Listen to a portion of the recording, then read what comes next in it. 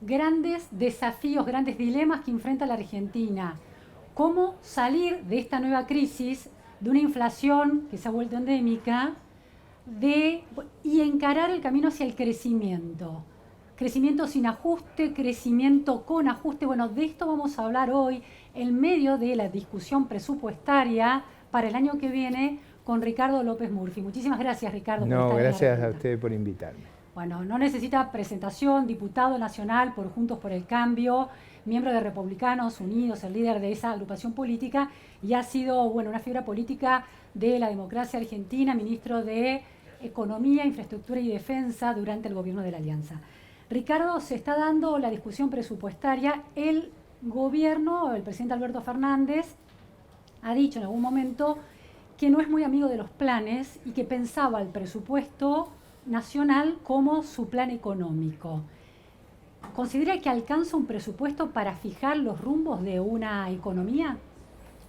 A ver, si el presupuesto estuviera bien hecho, sería una señal potente. Parte del desorden, de la inflación, de la crisis que vive Argentina se debe a que no tiene instituciones presupuestarias adecuadas. Es decir, el presupuesto, el gobierno, por ejemplo, tuvo la pretensión que se aprobara el presupuesto en una semana con los nuevos diputados sin tiempo de estudiarlo, sin tiempo de reunirse con los ministros, sin hacer el ejercicio que se hace en todas las democracias e incluso que se hace en nuestras legislaturas provinciales. O sea... ¿Cuál es ese ejercicio? Bueno, usted convoca a todos los ministros de todas las áreas que componen el gobierno, vienen, explican el presupuesto, la estrategia de acción que van a tener, por qué necesitan los fondos que necesitan, cómo eso se correlaciona con los servicios y actividades que van a llevar adelante. Y esa oportunidad es una oportunidad también para que los representantes del pueblo evalúen la razonabilidad de las decisiones. Recuerde usted que nosotros pagamos tributos o impuestos para afrontar esos gastos, es decir, la tributación nace de la representación. Se vota en el Congreso, además. Exactamente, bueno, eso está previsto por Alberdi. Los impuestos le corresponden al Congreso, el crédito le corresponde al Congreso, el dinero le corresponde al Congreso. Nada de eso ocurre en la realidad. El presupuesto es un dibujo, no tiene nada que ver con lo que va a ocurrir, ni tiene nada que ver con un programa. Es simplemente un ejercicio numérico que se hizo entre julio y agosto de este año. Ahora, ese ejercicio numérico me imagino que debe permitir ver, cuando se estudia minuciosamente y concienzudamente, como usted lo ha estudiado, al presupuesto 2022, debe permitir deducir una imagen de país, una visión de la economía argentina. Más allá de las críticas que usted hace a cómo se confecciona, al poco tiempo, al plazo tan corto para leerlo. Si este es el plan económico, el único plan económico, lo más parecido al plan económico del gobierno, ¿qué tipo de economía se visualiza a partir de este plan económico? Yo creo que eso no es lo que va a ocurrir. O sea, yo creo que en la discusión con los organismos multilaterales el gobierno va a llevar otros números. Por eso es que yo estaba tan enojado en la semana. Entonces hagamos esa comparación. ¿Cuáles son los números que permiten deducir los números en relación a esta visión económica que el gobierno tiene? Y después pensemos qué es lo que llevaría. Ahí va. Por ejemplo, el ministro afirmó que él espera que las exportaciones crezcan 7,5% a pesar de que ha venido atrasando sistemáticamente el tipo de cambio. Sí. A mí ni a nadie en la Argentina le da que lo que el ministro dice va a ocurrir. El ministro cree que va a poder colocar una cantidad de deuda interna estrafalaria que yo no creo que nosotros ya hemos llenado los baldes. Todo lo que había en el sistema bancario para colocarle, hoy todos los plazos fijos están prestados al gobierno. Entonces, no hay más baldes. ¿Serían plazos fijos o bonos que el gobierno pudiera emitir? El gobierno lo que hace es toda la capacidad crediticia de los bancos la absorbe para el Tesoro. toda la capacidad crediticia de las compañías de seguro la absorbe para el Tesoro. Toda la capacidad crediticia de los fondos comunes de inversión la absorbe para el Tesoro. El Banco Central ha aumentado la deuda, yo dije en la Comisión de Presupuesto y Hacienda, más de 35.000 millones de dólares. O sea, estos que dicen que no se endeudan, digo, para saber la verdad. Entonces yo decía, bueno, no podemos discutir este presupuesto si yo no tengo el plan monetario y el plan cambiario. Yo quiero que esté acá el presidente del Banco Central, que es el que más gasta, el que más cobra impuestos y el que más se endeuda. Cobra impuestos, cuando dice que el Banco Central cobra impuestos... Cobra impuestos con dos mecanismos que ¿inflación? Son tremendos. Sí. Uno es la emisión y otro es el arbitraje. Compra dólares a 100 y los vende a 200. ¿Usted se imagina? Otra que los señores feudales que desagiaban el oro. Claro. Ahora, usted señala que el ministro habla de un crecimiento del 7%, ¿dijo? No. De las exportaciones en el 7%. De las exportaciones. Ese es un tema crucial.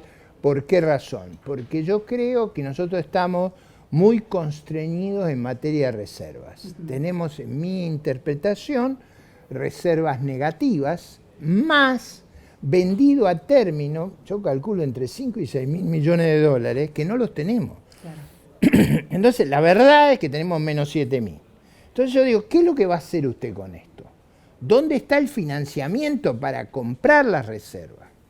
Bien, entonces el ministro imagina que las exportaciones que ingresan divisas crecerían en un 7%. En volumen. En volumen. Y usted con el desfasaje del tipo de cambio dice en términos de dólares no se va a traducir en ese tipo de crecimiento. Ahora, más allá de ese número, aunque ese número es central, ¿usted ve que en el gobierno hay una mirada, por lo menos teórica y utópica, puesta en la idea de crecer y en un crecimiento del sector externo para el ingreso de dólares? ¿O ni siquiera eso? Yo creo que ese es el único camino que tenemos. O sea, y creo que en la negociación con los multilaterales va a salir muy claro eso. Argentina va a crecer si expande exportaciones, inversión en el sector privado y empleo privado que pague impuestos. Esa es la clave.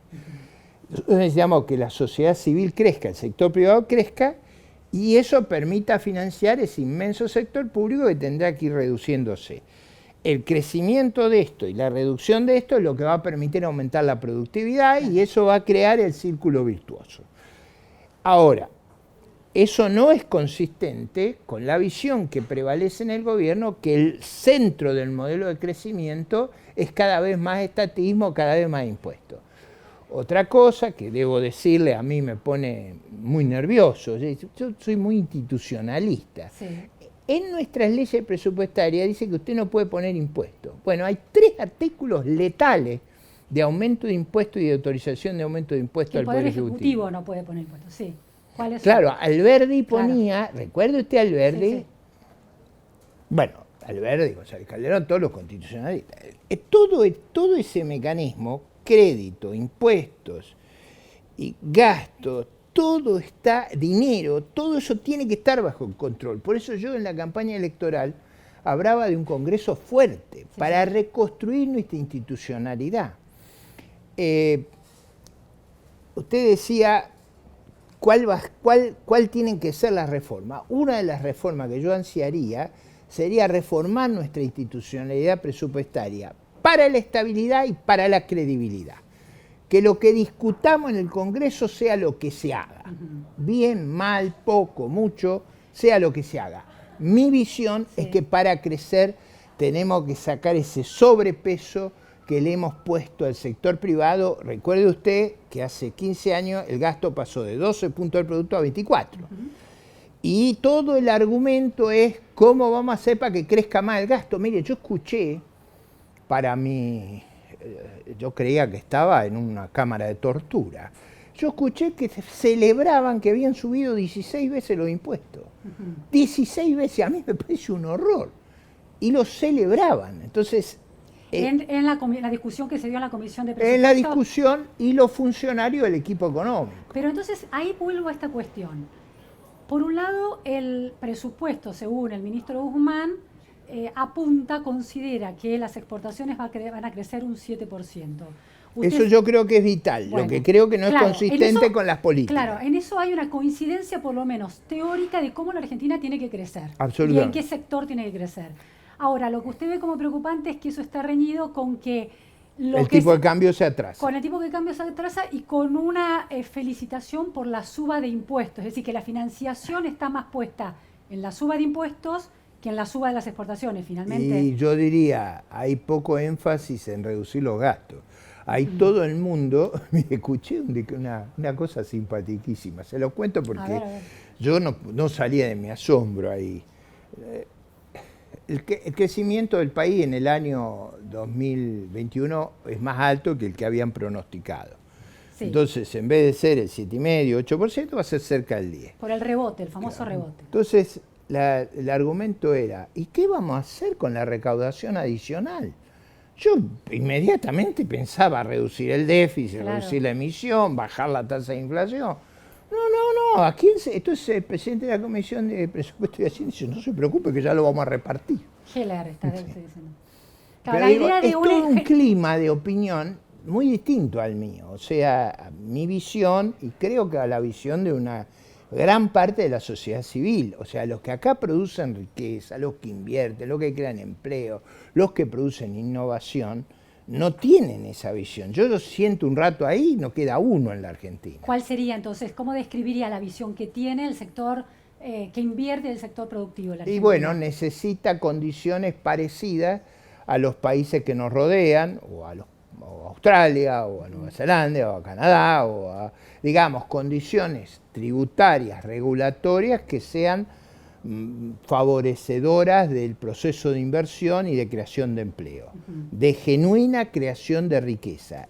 Cuanto más allá de eso, más fácil va a ser financiar el presupuesto sin recurrir a la emisión descontrolada que tenemos. Lo que usted señala en relación a ese excedente que se generaría por una mayor tributación es que el gobierno piensa en gastarlo y no ahorrarlo. Ese es el problema. Ese es el punto. Ese es el punto. En un país normal, vamos a un país normal, ¿qué ocurre si la economía funciona mejor que lo previsto? El gasto está fijo, porque el Congreso le autorizó. Entonces usted empieza a tener superávit, bajan las tasas de interés de los bonos. Nosotros tenemos tasas de bonos en dólares extravagantes, de 25%. Entonces, si el gasto fijo, los recursos subiendo, empezamos a tener superávit, usted deja de emitir, recompra los bonos, cuando recompra los bonos crea confianza, le da más fondos al sector privado. Usted cuando compra los bonos del sector privado, el sector privado tiene el dinero, puede invertir, puede comprar máquinas, puede crear empleo. Claro.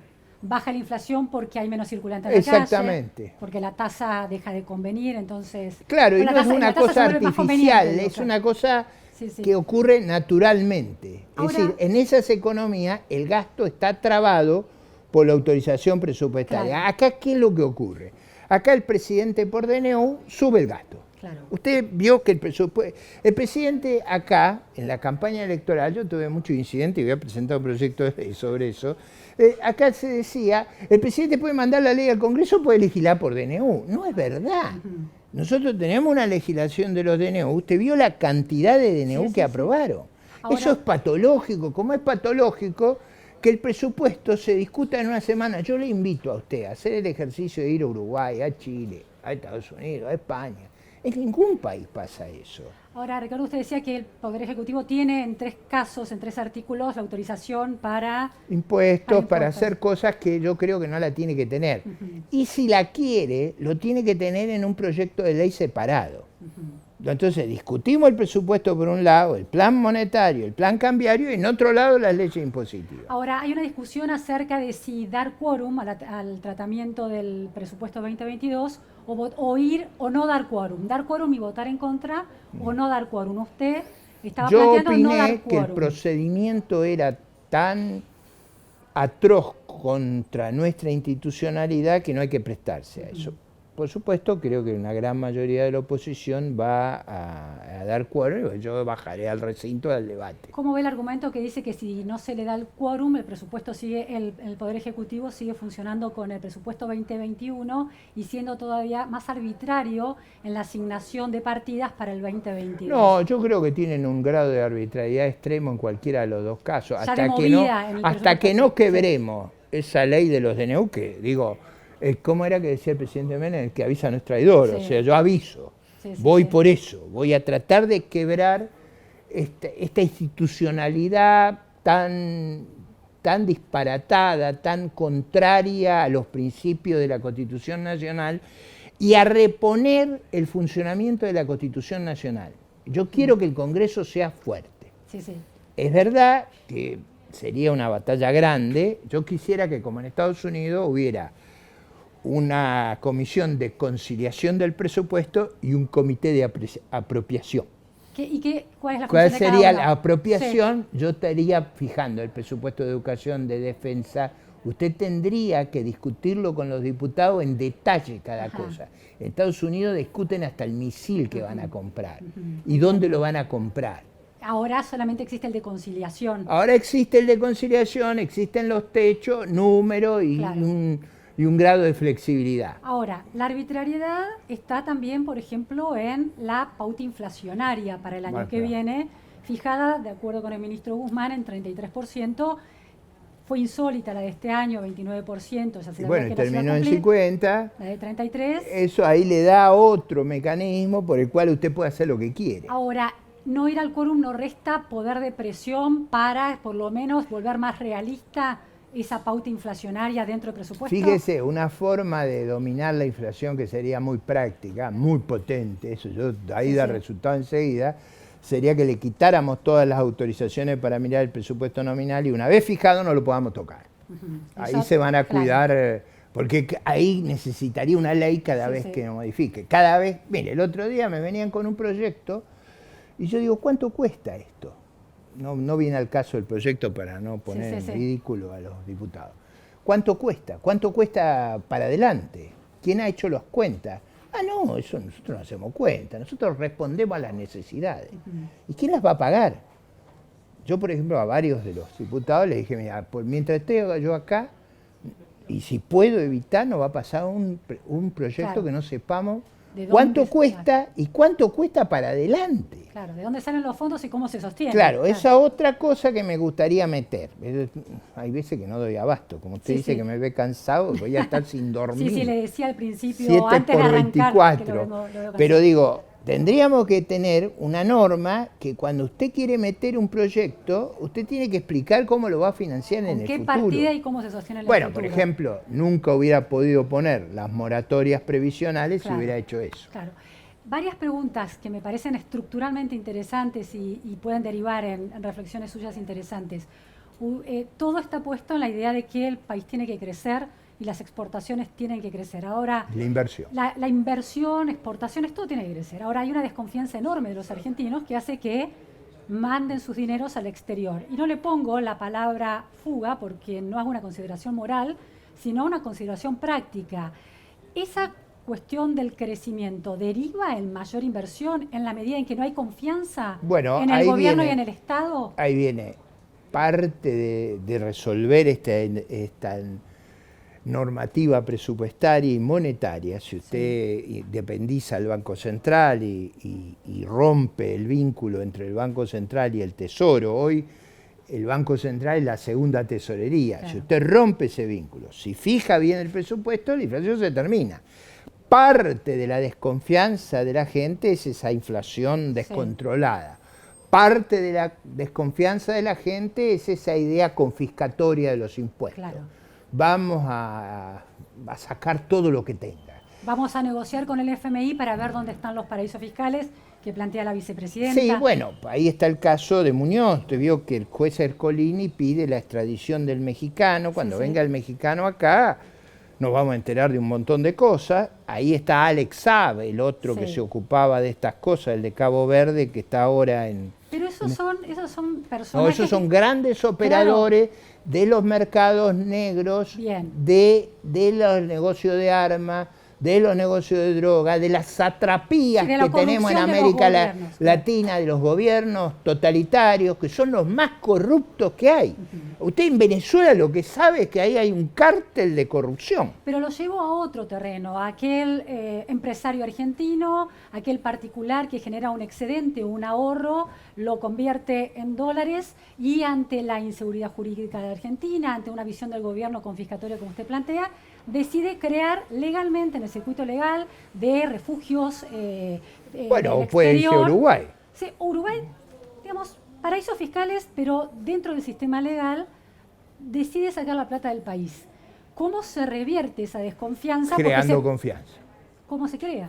Bueno, yo creo que un punto básico son instituciones presupuestarias y monetarias razonables, instituciones tributarias razonables, o sea que usted no pueda modificar y darle al Poder Ejecutivo facultades para cobrar el impuesto que se le ocurra.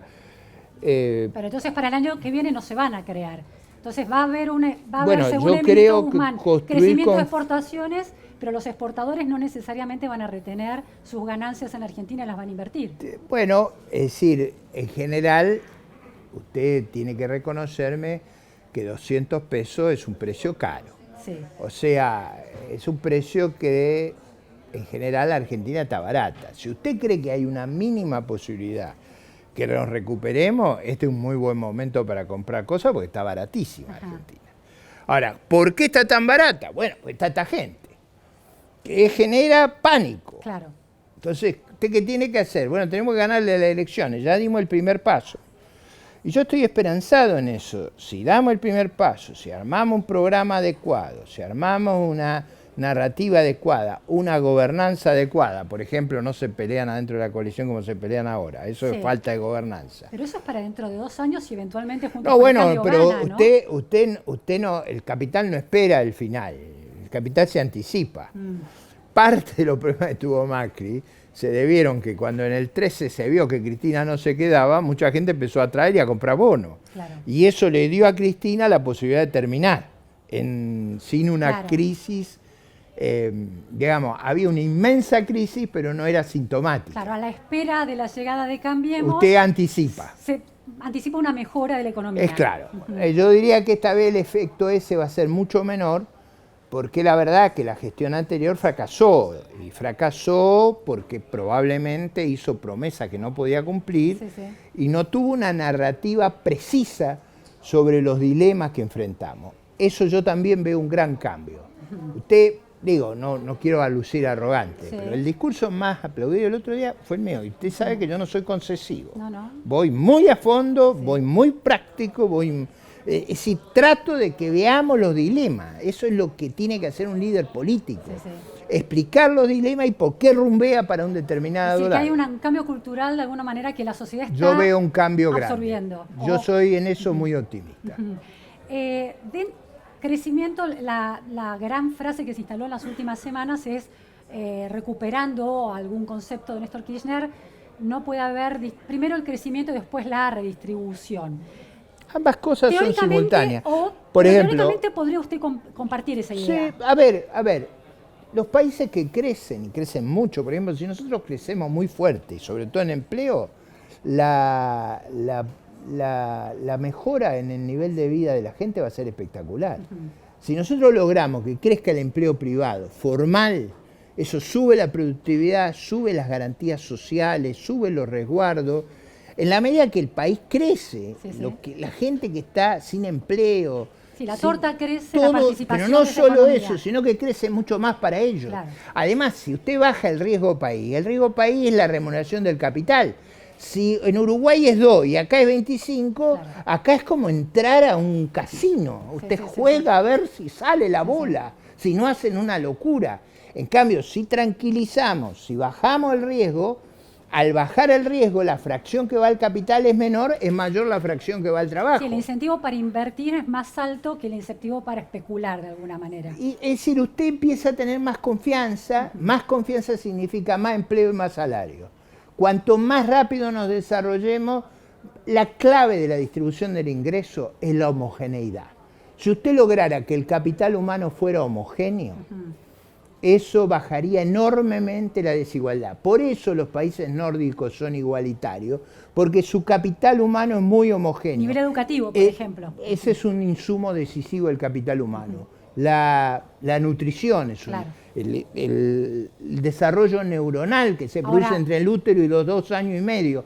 Eso requiere, eso es lo que cambia la distribución del ingreso, no los estados y los impuestos. Es muy interesante lo que dice. Ahora eso corre la cancha, ¿no? Corre la meta, corre el arco, porque ya no solo es una cuestión de consensuar una visión de las variables macroestructurales que influyen en la economía diaria, sino también pensar en el largo plazo de la alimentación de los niños o de la educación, que es un proceso de largo alcance. Es un proceso alcance. largo en el cual usted no transforma, un día para el otro usted transforma una sociedad muy heterogénea. Claro. Lo voy a ser franco.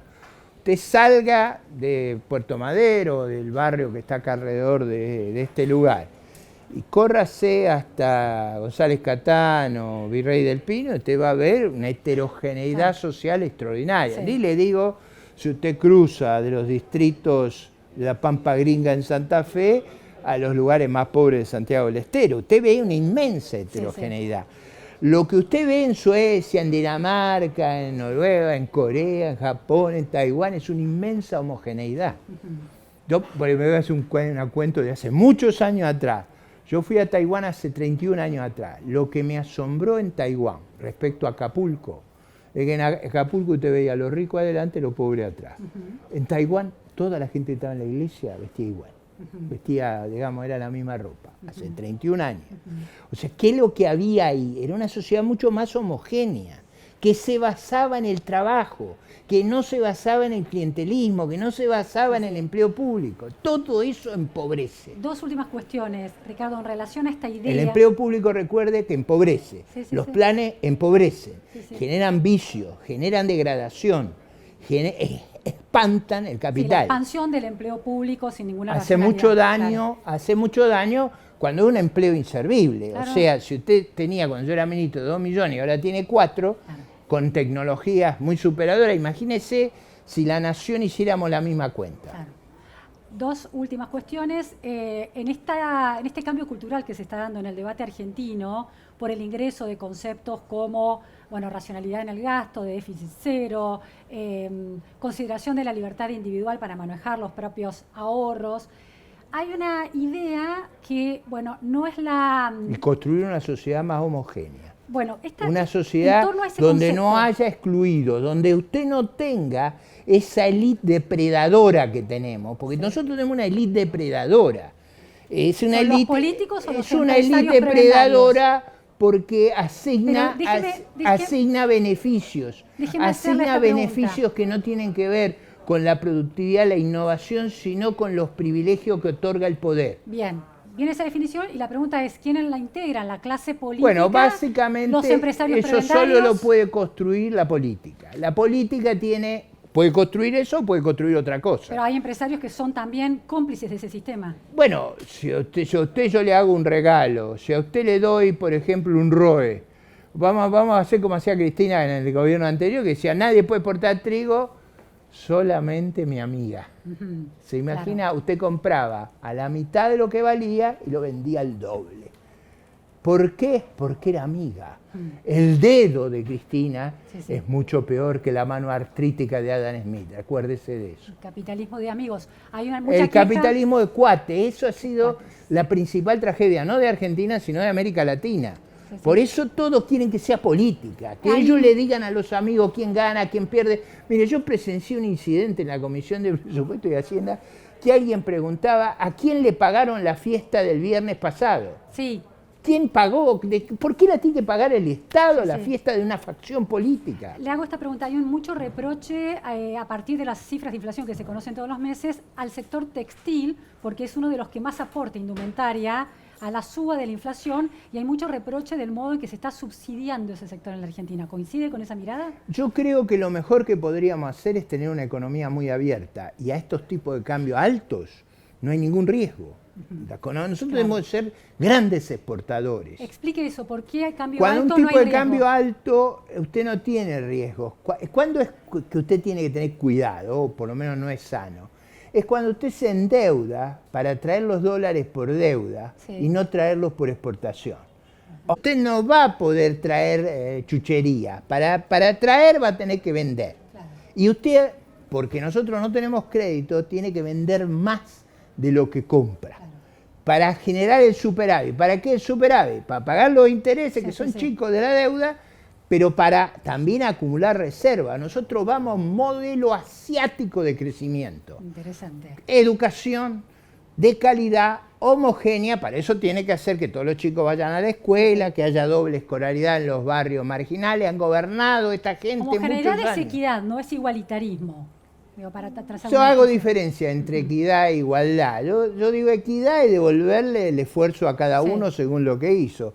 Igualdad, usted puede poner igualdad ante la ley, igualdad de oportunidades o igualdad de resultados. Yo creo que no es contributivo, por eso no soy socialista. La igualdad de resultados forzada, que todos usemos el traje Mao, a mí me parece que induce pésimos por la palabra homogeneidad podía dar esa idea, pero usted no, la homogeneidad que yo hablo es la homogeneidad de crear posibilidades de acceso a la educación, a la nutrición, al desarrollo de las carreras, a poder tener una vida con horizonte, llena de entusiasmo y de optimismo. Eso es lo que yo quiero que le devolvamos a mi patria. Última cuestión, Ricardo, usted en su vida política como ministro de Economía de la Alianza afrontó una situación muy crítica y fue muy cuestionado por aquel famoso ajuste.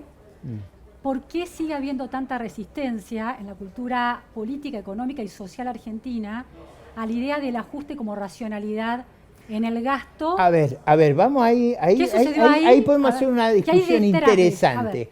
Nosotros hemos superado en cuenta corriente, es decir, nosotros producimos más de lo que compramos al exterior. Entonces ajuste no necesitamos, porque no es como España y Grecia cuando vino el fondo. ¿Eso en qué momento está? Ahora, no lo tenemos ese problema. Lo que sí tenemos es que tenemos un sector público sobreextendido y un sector privado muy achicado, muy agobiado por inmensos impuestos que traban la generación de riqueza. Entonces lo que usted tiene que hacer es ampliar el sector privado, reducir el sector público, que no es lo mismo que cuando usted se está endeudando con el exterior. Por ejemplo, en el segundo trimestre del 18, antes de que ocurriera el cataclismo, Macri se endeudaba en 40.000 millones anuales. Ahí te tenía un problema de otra naturaleza. Ahí tenía que ajustar, no había escape. Para poder repagar eso. Pero usted tenía que ajustar porque nadie le iba a prestar 40.000 millones de dólares por año. No era razonable eso, nunca lo fue.